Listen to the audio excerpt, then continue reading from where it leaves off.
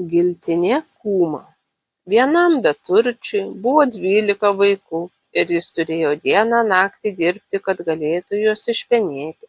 O kai gimė 13, vargšas nebeišmanė, kaip toliau verstis. Negalėdamas niekur gauti kam pakrikštyti, jis nusprendė pakviesti į kūmus pirmą žmogų, kurį sutiks, ir išėjo į vieškelį. Pirmutinis, ką jis sutiko, buvo viešpats Dievas. Jis žinojo jo bėdą ir tarė: vargše, man gaila tavęs, aš noriu pakrikštyti tau vaiką. Rūpinsiuos juo ir padarysiu žemę jį laimingą. O kas tu toks, paklausė jo beturtis. Aš esu Dievas. Tai nenoriu tokio kūmo, atsakė žmogelis. Dievas padeda didturčiui, o varguolį badu marina. Tuos neapgalvotus žodžius žmogelis pasakė dėl to, kad jis nežinojo, kaip išmintingai dievai dalina turtus ir vargus. Taip jis ir atsakė nuo Dievo ir nuėjo toliau. Netrukus jis patiko velnią. Tas jam tarė: ko daugiau benori, duok man krikštyti savo vaiką. Aš jį auksu apipilsiu ir viso pasaulio gėrybėmis apdovanosiu. Žmogus pasakė: o kas tu toks? Aš esu velnias. Ne, čia man netikęs kūmas, atsakė vargšas. Tu apgaudinėji ir gundai žmonės. Jis nuėjo toliau ir sutiko laibakoją giltinę, kuri jam tarė: juk mane už kūmą. Žmogus paklausė: o kas tu esi? Aš esu giltinė, aš visus lyginu. Tave galėsiu imti už kūmą, bet tu be jokio skirtumo pjauni turtingus ir vargšus. Tau duosiu krikštyti vaiką.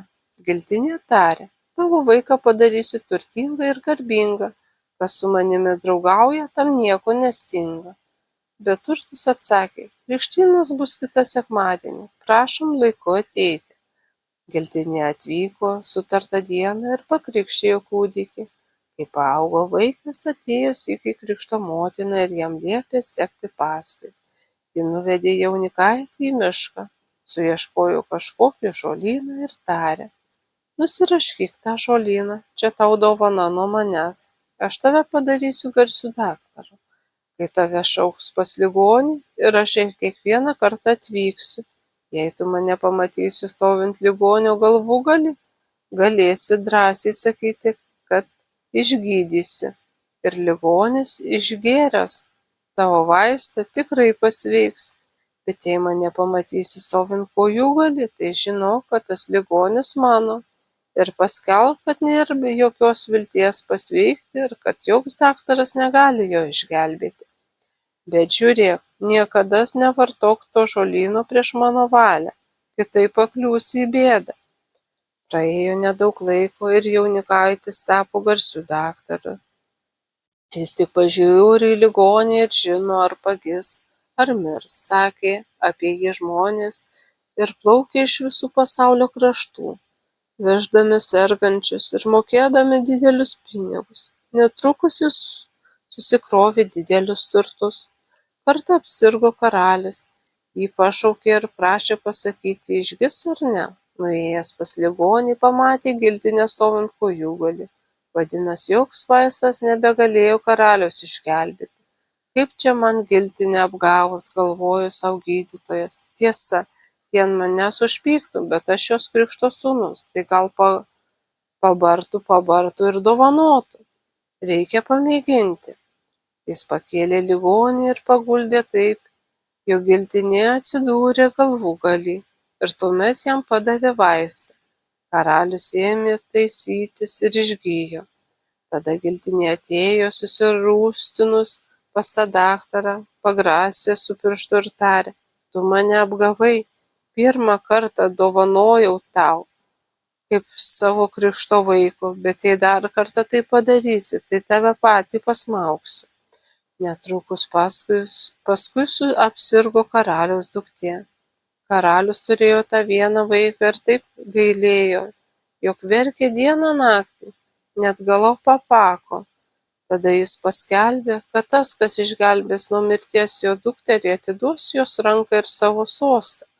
Atvykęs daktaras pamatė, kad giltinė stovi prie kojų. Jis turėjo atsiminti jos grasimą, kad karalaitės gražumas ir laimė tapti jos vyru. Taip jį apdūmė ir jis pamiršo sau visą pavojų. Jis nieko nežiūrėjo ir tada, kai giltinė rūsčiai pažvelgė į jį, iškėlusi ranką, pagrasė su pirštu. Jis pakėlė ligonę ir padėjo galvą ten, kur buvo kojos. Paskui davė jai savo vaisto, nuo kurio tuojau paraudo jos skruostai ir vėl sugrįžo sveikata. Pasimačiusi antrą kartą apgauta, prisiartino retais žingsniais giltinė prie daktaro ir tarė: galas tau, dabar atėjo mano eilė. Ji taip stipriai pagriebė jį su savo šalta kaip ledas ranka, jog tas nebegalėjo priešintis ir nusekė paskui ją į platų požemį.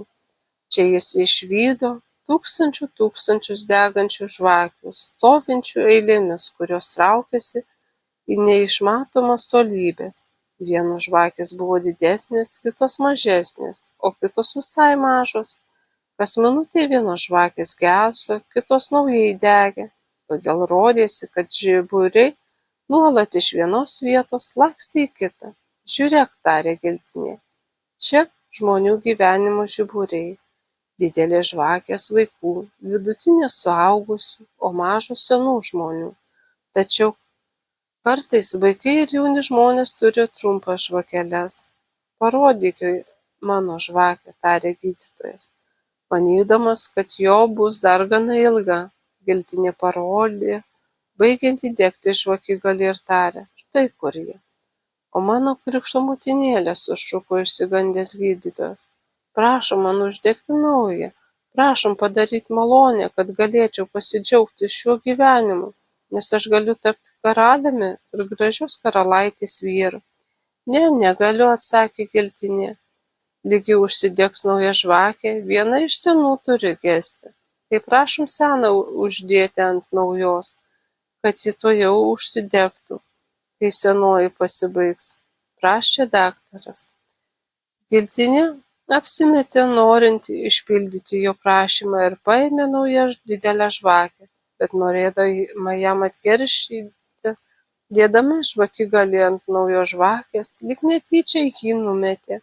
Žvakigalis užgeso, daktaras išvirto žemėn ir teko į mirties nagus.